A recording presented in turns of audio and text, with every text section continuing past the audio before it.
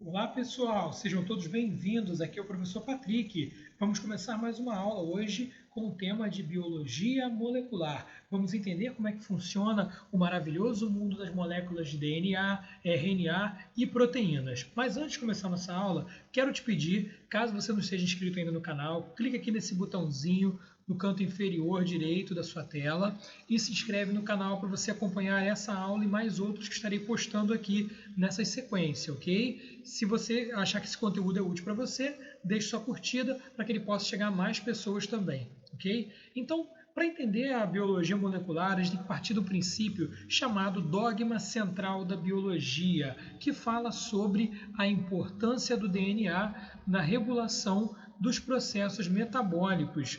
Então, esse dogma central da biologia foi proposto pelo cientista Francis Crick em 1958, e ele apresenta o DNA como uma molécula que guarda nossa informação genética, que é a molécula responsável por configurar os seres vivos. E essa molécula de DNA ela é essencial para garantir a síntese de uma outra molécula chamada RNA.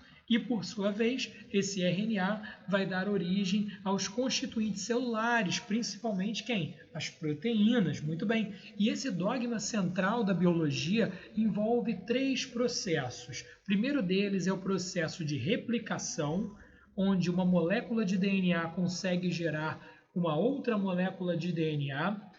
Também há o processo de transcrição, quando uma molécula de DNA dá origem a uma molécula de RNA. E, por fim, o processo de tradução, que é quando o RNA dá origem às diferentes proteínas encontradas nos seres vivos. Então vamos começar a estudar eles hoje, né? E também eu não posso deixar de falar para vocês sobre a transcriptase reversa. Essa enzima foi descrita em 1970 pelos cientistas Howard Temmin e Satoshi Mizutani, né? E também pelo estudioso David Baltimore, e ela apresenta um comportamento de fazer o processo reverso, ou seja, vírus de RNA, né, como o vírus HIV, que está aqui nessa imagem representada, ele é um vírus de RNA e ele consegue, além de replicar o próprio RNA, do RNA gerar moléculas semelhantes, ele consegue se reverter e tornar uma molécula de RNA em moléculas de DNA. Por isso, o vírus HIV ele consegue fazer o que a gente chama, né, em vírus de ciclo lisogênico. Ele consegue se incorporar o material genético viral originalmente de RNA e convertê-lo em DNA para que assim ele se incorpore, né, esteja ali sendo transmitido às células filhas pós processo de divisão celular da mitose, ok? Então vamos seguir, né, estudando agora o DNA em sua estrutura e função.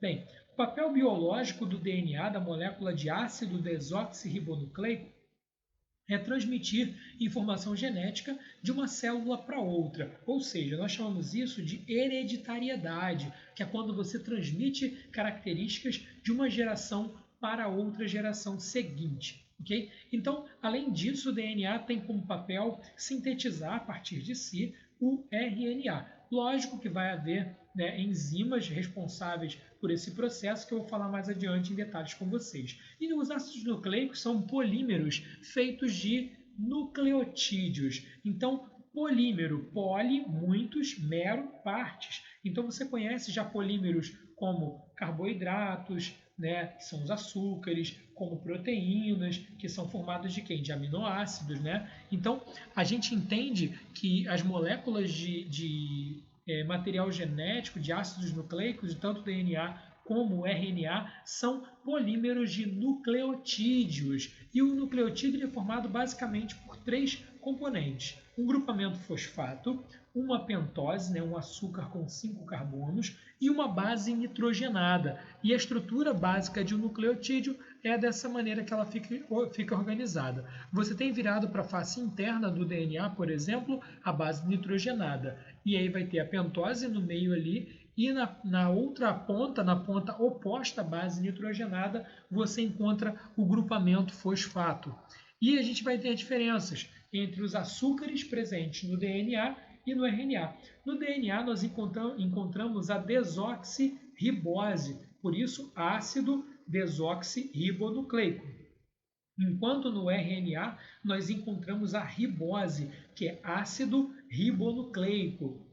E aí também vamos encontrar diferenças na composição das bases nitrogenadas. No DNA nós teremos timina, adenina, citosina e guanina, enquanto no RNA encontraremos uracila, adenina, citosina e guanina. Repare que essa mudança de uma base nitrogenada já vai alterar o comportamento desse ácido nucleico, também permitindo que o RNA consiga sair do núcleo e migrar para o citossol, ok? Para poder sintetizar as proteínas fora do núcleo celular. E aí nós temos a divisão das bases nitrogenadas. Nós chamamos de bases púricas, aquelas que contêm dois anéis, né, estruturais aqui, contendo carbonos e nitrogênio. E aí as púricas são adenina e guanina, que por sua vez vão se ligar às pirimidinas, né, ou pirimídicas também. As púricas também podem ser chamadas de purinas e as pirimídicas de pirimidinas. E dentre as pirimidinas nós temos quem? A timina, a citosina e a uracila. Repare que elas só têm um anel de carbono e nitrogênio, de cadeia carbônica com nitrogênio. Essa é a diferença. As púricas ou purinas têm dois anéis e as pirimidinas ou purinas ou pirimídicas só têm um anel, ok? E a molécula do DNA ela tem como estrutura uma fita dupla formando uma hélice, né? Uma dupla hélice. Então, na aula que nós estudamos sobre núcleo, vou até deixar um cardzinho aqui, caso você não tenha assistido essa aula, na aula sobre núcleo eu mostrei a estrutura do DNA para vocês, mostrei como que a gente forma os cromossomos, então lá tem mais detalhes sobre essa parte. E essas fitas estão unidas por ligações de hidrogênio, pareando as seguintes bases nitrogenadas: adenina com timina, citosina com guanina. Lembra? Sempre uma purina com uma pirimidina. E quem foi responsável por propor essa estrutura de dupla hélice foram dois cientistas, Watson e Crick. Né? Eles apresentaram em 1953, ganharam o prêmio Nobel por essa proposta da estrutura helicoidal, né, de hélice, dupla hélice do DNA, onde eles apresentaram que cada filamento do DNA era composto por vários nucleotídeos sequenciados que se ligavam de maneira antiparalela, ou seja, nós temos uma fita em um sentido e outra fita no outro, no sentido oposto à posição das suas pentoses e grupamento fosfato. Vou falar daqui a pouquinho disso aí no processo de replicação e transcrição. E essas cadeias vão se ligar, né, antiparalelamente por meio das bases nitrogenadas e isso torna o DNA uma fita dupla e enovelada, né, em dupla hélice. Então a gente encontra dessa maneira. Repare o seguinte, a gente vai ter um grupamento fosfato, né, ligado ao carbono número 5 da pentose. Então, se você contar aqui comigo, você tem carbono 1, 2, 3, 4 e 5. A gente chama essa fita, nesse sentido, de fita 5'. Então, aqui vai ser o sentido 5'. No lado oposto, nós teremos a fita no sentido 3', porque se nós contarmos os carbonos da pentose, 1, 2, 3, você encontra o fosfato aderido no terceiro carbono da pentose. Por isso a gente chama esse sentido de 3'. Então, recapitulando, sentido 5', o fosfato está ligado ao carbono número 5. Sentido 3', o fosfato está ligado ao carbono número 3. Ok? Vamos seguir então. O DNA tem uma característica peculiar que ele é a única molécula capaz de fazer uma autoduplicação, que é o processo de replicação que eu vou descrever mais à frente. E esse processo de replicação ele ocorre durante a intérfase da mitose, ou seja, aquele momento em que a célula se prepara para realizar a divisão celular. E é um processo semi-conservativo, de maneira que a cada molécula produzida, cada processo realizado, metade do DNA permanece original e a outra metade, os outros 50%, é a molécula recém-sintetizada. Para começar a replicação, a gente precisa inicialmente que essa fita do DNA seja separada. Então, a gente precisa que ocorra um corte, né, a separação daquelas ligações de hidrogênio. Então, entre guanina e citosina, nós teremos 3 ligações de hidrogênio, entre timina e adenina, 2 ligações. Então, a gente vai cortando para que a enzima DNA polimerase possa entrar entre essas fitas. Então, essas ligações, essas pontes de hidrogênio são cortadas e as 2 fitas são separadas. Em seguida, nós teremos a entrada da enzima DNA polimerase. Essa enzima DNA polimerase vai anexando os nucleotídeos de acordo com a sequência que ela vai encontrando. Contudo, a gente tem outras enzimas que também vão participar. Por exemplo, a topoisomerase, que é uma enzima que vai desespiralizar o DNA. Então, o DNA vai estar em espiral, vai estar em dupla hélice. A topoisomerase vai desfazer essa espiral. Enquanto a helicase vai cortando, né, vai separando essa dupla hélice, ok? E essas proteínas de ligação vão garantindo que a fita consiga permanecer separada. Daí, a DNA polimerase vai acrescentando os nucleotídeos, sempre obedecendo o sentido 5' 3'. Mas, Patrick, você nos falou que existe um outro sentido antiparalelo, que vai do sentido 3' para o 5'. Então, o que a DNA polimerase faz? Ela vai acrescentando de modo a formar fragmentos descontínuos. É o que a gente chama de fragmentos de Okazaki. Só que esses fragmentos de Okazaki não podem ficar separados, por isso entra em questão uma outra enzima especial chamada DNA ligase. Essa DNA ligase vai promovendo a conexão dos fragmentos de Okazaki, garantindo que se forme a fita contínua de igual modo. Então é mais ou menos isso que acontece.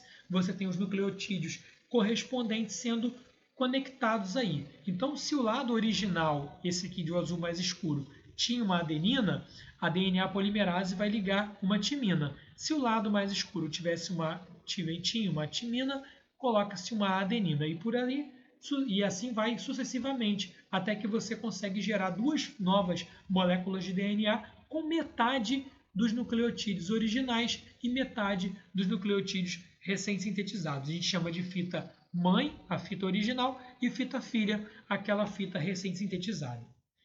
Que está aqui, né? Nessa imagem, a fita nova, fita filha, e a fita antiga original, a fita mãe. O RNA. O ácido ribonucleico é constituído por uma fita simples e ele é produzido a partir do DNA. Nós podemos encontrá-lo originalmente no núcleo da célula, mas após a sua síntese, ele é enviado para o citoplasma. A função dele é realizar a síntese de proteínas por meio, do processo de tradução. Como que acontece, então, a transcrição do RNA a partir do DNA? No núcleo da célula, o DNA vai precisar ser separado, então ocorre uma separação, ocorre uma abertura novamente pela topoisomerase, em seguida uma helicase vai cortando ali as fitas daquele trecho. Então repare bem, eu não vou tirar RNA de toda a molécula do DNA, eu vou precisar tirar um trecho somente, porque quando formos montar a proteína, a gente monta a proteína de acordo com determinada sequência de genes. Então, somente um trecho do DNA é aberto e entra ali a enzima RNA polimerase, que vai acrescentando os nucleotídeos à medida que aquela fita vai sendo lida. Em qual sentido, Patrick? No sentido 5', 3'. Ok? Então aqui a gente tem a RNA polimerase sintetizando o RNA a partir de um trecho do DNA somente, ok? E esse RNA transcrito vai ser enviado para fora do núcleo para poder fazer a síntese de proteína. Então, mais aqui um exemplo de sequência, você vai ter a fita do DNA, em seguida ela é aberta, um trecho dela é sintetizado em forma de RNA, e aqui a gente tem a sequência, correspondente àquela sequência de DNA, só que na linguagem de RNA. Então a gente tinha uma linguagem do DNA, a TCG. Essa era a língua, esse era o idioma do DNA. Agora nós transcrevemos ele para uma outra linguagem. De ATCG, a gente passa para o RNA, AUCG. São outras bases nitrogenadas, outros nucleotídeos. Portanto, esse é um processo de transcrição, passar de uma linguagem para outra. Por fim, teremos aqui a tradução, em que essa sequência de nucleotídeos vai ser traduzida em uma cadeia de polipeptídeos, ou seja, cada sequência de RNA vai ser correspondente a uma sequência de aminoácidos. E o RNA ele pode ter 3 tipos. Ele pode ser RNA mensageiro, transportador ou ribossômico. E vamos entender agora no processo de tradução como que cada tipo de RNA vai atuar para gerar uma proteína, para gerar novas proteínas aí. O RNA mensageiro ele tem como função trazer a mensagem, ou seja, ele vai orientar a síntese de proteína. Ele contém um trecho correspondente à sequência de DNA que a gente está tirando como um molde para fabricar a proteína. Então, a gente vai ter a cada 3 nucleotídeos do RNA mensageiro o que nós chamamos de códon. E esse códon é correspondente a um aminoácido naquela proteína que irá ser formada. Então, se uma proteína tem 5 aminoácidos e cada aminoácido é correspondente a um códon de RNA mensageiro, cada códon tem 3 nucleotídeos, logo nessa sequência de 5 aminoácidos eu preciso ler quantos? 15 nucleotídeos, 3 vezes 5, 5 aminoácidos, 3 nucleotídeos em cada, eu preciso de 15 nucleotídeos de RNA mensageiro, tudo bem? Aqui alguns exemplos, a gente diz que o código genético ele é degenerado, por quê? Você tem várias sequências podendo codificar o mesmo aminoácido. Então, por exemplo, se eu tenho uma sequência de nucleotídeos UUC, eu tenho a fenilalanina como aminoácido transcrito. Se eu tenho UUU, também eu tenho a fenilalanina. A AU, asparagina, a AC, também asparagina. Prolina e valina, olha só, a gente pode ter 4 sequências de nucleotídeos para poder codificar o mesmo aminoácido.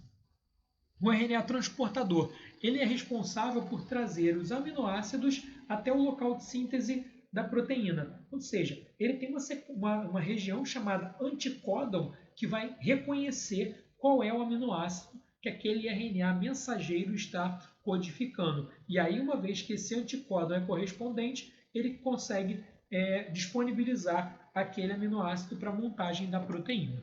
E aí, o RNA transportador, ele vai ter essa sequência que eu chamei, eu já mostrei para vocês, que é o anticódon, e ele vai trazer esses aminoácidos específicos para o RNA ribossômico, que é o nosso próximo assunto. Também vou deixar para vocês aqui o card da aula de citologia, quando eu falo sobre os ribossomos nas células, tanto no citoplasma, no citossol, como também na atuação deles nos retículos endoplasmáticos rugosos, ou granulosos. Então, os ribossomos são duas subunidades montadas, com RNA ribossômico e proteínas, e eles têm a função de montar a proteína mediante a leitura do RNA mensageiro. Então, o RNA ribossômico, ele vai ler o RNA mensageiro e vai montar a proteína com os aminoácidos que o RNA transportador trouxer. Então, a gente tem aqui um quadro do processo de tradução. Quando eu tiver uma determinada sequência de aminoácidos, de nucleotídeos, eu vou codificar um aminoácido específico. Esses aqui são todos os aminoácidos, então se você quiser salvar essa tela é importante. Todos os aminoácidos conhecidos com suas sequências de nucleotídeos que os codificam. Então repare aí, como eu falei anteriormente, o código é degenerado, o código genético é degenerado e a gente vai ter uma série de sequências diferentes codificando o mesmo aminoácido, certo? Então, assim como ocorre a tradução da proteína, você tem o RNA ribossômico lendo o RNA mensageiro e trazendo aqui os aminoácidos, você tem o RNA transportador. Então, o transportador vai trazer, o ribossomo vai montar, e em sequência você vai ter uma proteína, uma cadeia de polipeptídeos, ok? Com aqueles aminoácidos trazidos. Então, para fechar nossa aula, um resumão aí, o DNA e RNA, quais são suas diferenças principais? O DNA ele é formado por um açúcar desoxirribose, enquanto o RNA é formado por uma ribose. A fita do DNA é uma fita dupla, enquanto o RNA tem uma fita simples. O DNA tem como função transmitir informação genética e sintetizar RNA, enquanto o RNA tem como função síntese de proteínas. As enzimas envolvidas na replicação, que é a fabricação de DNA, é a DNA polimerase, enquanto a fabricação do RNA no processo de transcrição se dá pela enzima RNA polimerase. Nas bases nitrogenadas, nós temos o DNA com timina, citosina, guanina e adenina, enquanto o RNA tem uracila, citosina, guanina e adenina. O DNA tem uma fita dupla em forma de hélice e o RNA tem uma fita simples. Muito obrigado pela sua atenção. Não deixe de se inscrever no canal e curtir aí para esse vídeo chegar a mais gente. Até a próxima, pessoal. Abraços biológicos.